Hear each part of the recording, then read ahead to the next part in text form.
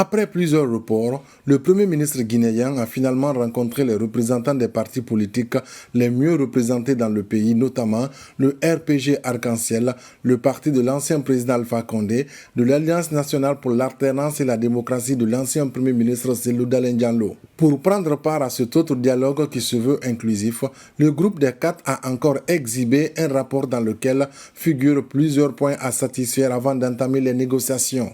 Nous avons demandé à ce que les prisonniers politiques qui sont incarcérés à la maison centrale soient libérés. Nous avons demandé à ce que le retour des exilés politiques, notamment les 2 principaux leaders de la classe politique guinéenne, soit facilité pour qu'ils rentrent sereinement et qu'on puisse aller dans le dialogue politique. Nous avons demandé également à ce que l'interdiction de manifester soit levée. Nous avons demandé à ce que l'acte qui a été pris pour dissoudre le FNDC soit rapporté.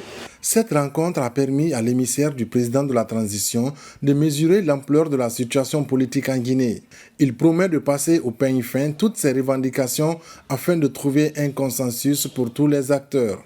Nous avons reçu effectivement un rapport de la part du Quator et très rapidement nous allons continuer encore à échanger pour que le cadre du dialogue puisse effectivement démarrer dans les jours à venir. La plupart des observateurs pensent qu'aucun dialogue n'est possible avec des préalables. Selon eux, les blocus qui empêchent le bon déroulement de la transition doivent être débattus autour de la table. Il y a beaucoup d'éléments dans leurs revendications qui ne relèvent pas de l'exécutif.